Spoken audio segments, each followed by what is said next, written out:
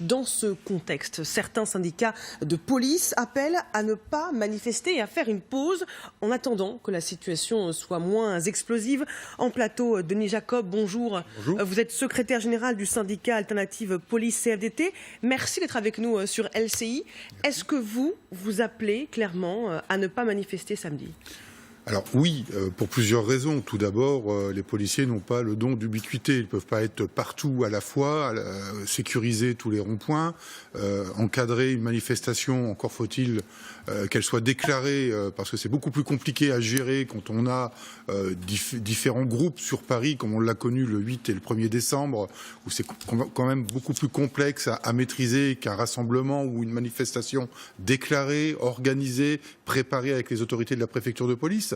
Donc là, on va être en incapacité d'assurer correctement, parce que c'est quand même notre rôle, d'assurer aussi la sécurité des manifestants, compte tenu de l'urgence attentat, compte tenu de tout ce qui pourrait se produire par effet mimétisme, parce que c'est pas nouveau, on l'a déjà vécu, que le fait que quelqu'un soit passé à un acte comme celui qu'on a connu à Strasbourg, on n'est pas à l'abri que d'autres fous furieux débarquent ailleurs et fassent exactement le même carnage.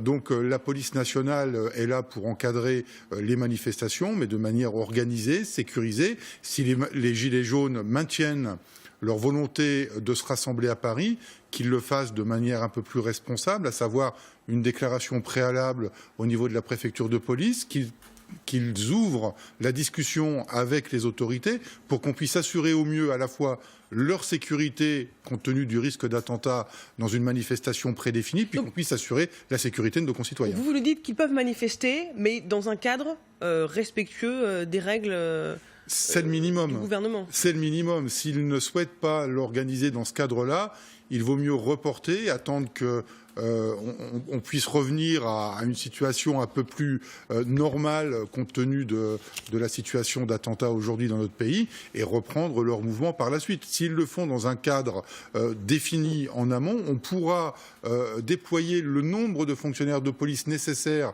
à leur sécurité et garder le reste des effectifs sur la lutte antiterroriste. Denis Jacob, est-ce que les policiers sont à bout ? Oui, les policiers sont à bout. J'ai saisi les parlementaires dimanche soir par un courrier envoyé par mail à l'ensemble donc, des députés et sénateurs. J'ai saisi le président de la République, le Premier ministre, le ministre de l'Intérieur.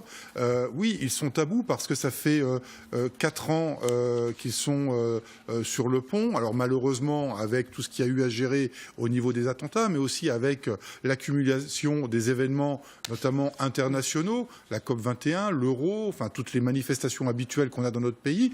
Et puis aujourd'hui, ils ont une nouvelle fois le sentiment, comme on l'a connu fin 2016 avec les manifestations de policiers en colère, ils ont une nouvelle fois le sentiment de ne pas avoir une reconnaissance de l'État, hormis de le dire, qu'ils travaillent bien, mais concrètement, ils n'en ont pas. Et si vous me permettez 2 petits exemples très rapides, plus de 22 millions d'heures supplémentaires qu'on ne peut pas régler, et ils ont une heure de nuit qui est payée à 97 centimes de l'heure. On ne connaît pas d'autres métiers. Vous demandez plus de reconnaissance. Denis Jacob, vous restez avec nous parce que je voudrais qu'on évoque dans quelques instants la traque qui se poursuit à Strasbourg pour retrouver l'auteur de la fusillade.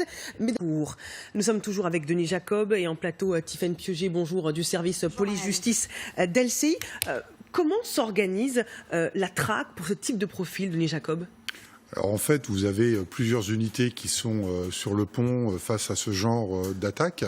Tout d'abord, vous avez les services d'enquête que sont la DGSI et l'ASDAT, la sous-direction de l'antiterrorisme qui relève de la direction centrale de la police judiciaire. Donc ça, c'est pour le côté enquête, pour pouvoir localiser l'individu. Et puis ensuite, vous avez les forces d'intervention qui est représentée par la force d'intervention de la police nationale, constituée à la fois du RAID et de la BRI, la brigade de recherche et d'intervention, et qui vont sur le théâtre de localisation pour neutraliser l'individu.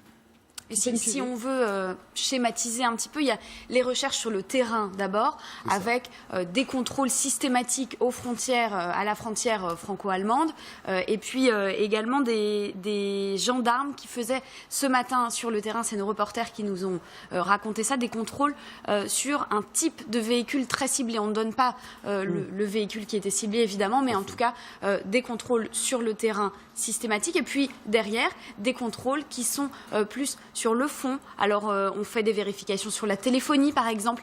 L'une de nos sources dans la police allemande nous disait hier que le dernier numéro qu'avait appelé le suspect, eh bien, c'était un numéro allemand. Alors, ça aide ensuite les policiers sur le terrain. La téléphonie, donc, et puis la vidéosurveillance qui est analysée, ainsi que les proches qui sont questionnés. Je vous rappelle qu'il y a toujours les parents du suspect ainsi que 2 de ses frères qui sont en garde à vue. Oui, preuve qu'il y a des complicités des 2 côtés de la frontière franco-allemande où on va se rendre dans un instant. Denis Jacob, est-ce que vous estimez qu'il y a eu des failles dans le suivi de cet assaillant présumé qui était fiché S, connu des services de police et de renseignement ? Non, je ne pense pas sur les dispositifs de sécurité qui sont mis en place comme la surveillance des marchés de Noël. C'est défini depuis maintenant 4 ans dans le cadre du plan Vigipirate. Je rappelle qu'on était en Vigipirate renforcé jusqu'à mardi soir. On est passé en urgence attentat. Il y a des effectifs dédiés à la surveillance d'endroits très particuliers que sont les marchés de Noël, mais également les grands centres commerciaux.